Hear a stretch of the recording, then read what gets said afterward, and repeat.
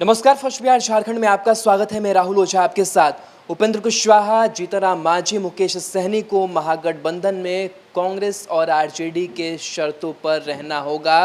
बड़ा बयान निकल करके कांग्रेस से सामने आया है और कहीं ना कहीं जो कांग्रेस और आरजेडी के सुर हैं वो एक साथ मिलते हुए दिखाई दे रहे हैं, जो कहीं ना कहीं मुश्किलें इन दलों के लिए खड़ा कर सकते हैं। जिस तरीके से लगातार कोऑर्डिनेशन कमेटी बनाने की मांग होती रही, इससे पहले जो प्रदेश प्रभारी हैं कांग्रेस के शक्ति सिंह गोहिल वो भी पहुंचे थे, तेजस्वी यादव से मुलाकात हुई थी, डिनर किया था उनके साथ और कहीं ना कहीं शक्ति सिंह गोहिल ने ये बताया था कि जो सीएम कैंडिडेट का चेहरा है वो लगभग हम लोग तय कर चुके हैं, बस उसको औपचारिक रूप से बताना भर बाकी है। वो सारी चीज़ें जो हैं वो दिमाग में है। उसी के साथ साथ आपको बताएं कि पिछली बार आपको याद होगा कि जब चाय पर शक्ति सिंह गोहिल पहुंचे थे जीतनराम मांझी के पास, तो उस वक्त भी कहीं ना कहीं जो ये चाय थी वो फीकी साबित हुई थी शक्ति सिंह गोहिल के लिए, क्योंकि कोऑर्डिनेशन कमेटी को लेकर के जिस तरीके से जीतनराम मांझी ने बातें रखी। और अब जो कांग्रेस का स्पष्ट रूप से ये बयान सामने आ रहा है कि अगर इन पार्टियों को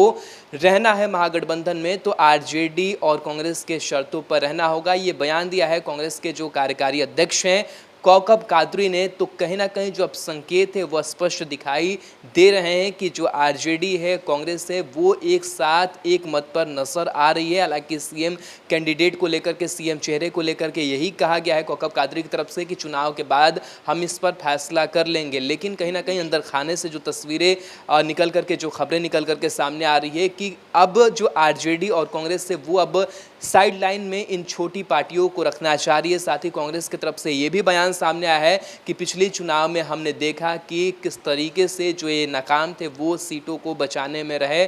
जो हालात थे वो बहुत बुरे हालात थे पिछले बार के चुनाव में इन पार्टियों के। इस लिहाज से जो आरजेडी है वो सबसे बड़ी पार्टी महागठबंधन में है, तो उसका हक भी बनता है कि वो अपने चेहरे को आगे करे। सीएम पद के उम्मीदवार की अगर बात करें तो वो अपने तरफ से आगे रखे।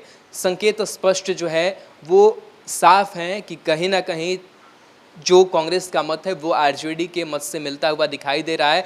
लेकिन अब जो सवाल है वो यही है कि अब जो साइड लाइन अगर इन छोटी पार्टियों को किया जा रहा है तो अब इन पार्टियों का जो भविष्य है वो किस तरीके का होगा।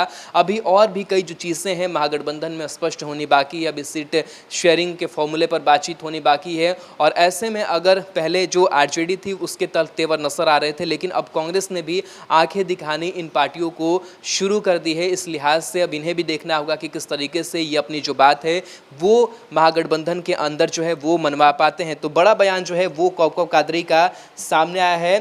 कौकब कादरी ने कहा है कि ये तीनों नेता पिछले चुनाव में अपनी ताकत दिखाने में नाकाम रहे। कादरी ने कहा है कि चुनाव के बाद तेजस्वी को सीएम बनाने के मसले पर बातचीत की जाएगी। वहीं आगे उन्होंने कहा है कि महागठबंधन की ओर से सीएम पद का दावेदार कौन होगा, इस पर चर्चा चुनाव के बाद होगी।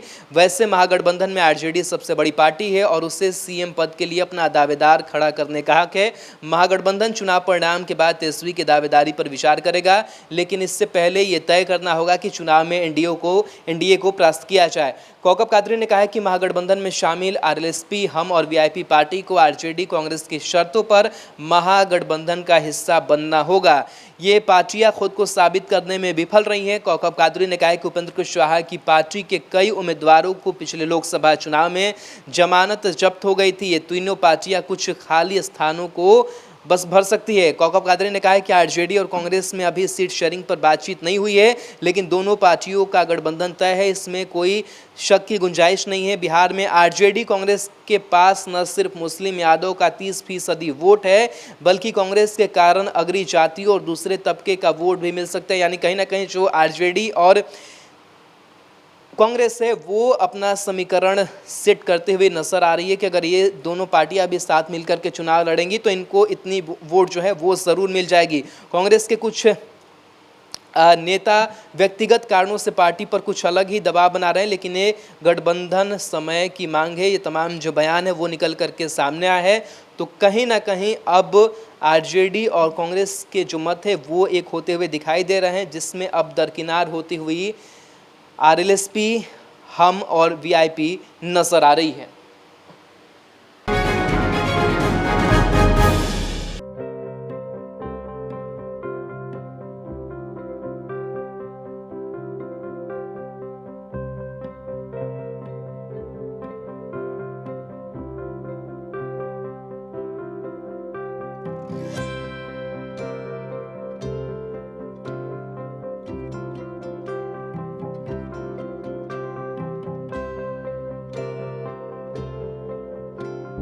एक जिंदगी बचाने वाले को हीरो कहते हैं और 1000 जिंदगी बचाने वाले को health care worker. Our heart never hardens, our temper never tires. Our touch never hurts. We value what we do. We at Paras work for cause, not for applause. Lockdown के समय, lockdown के बाद हम हैं आपके साथ।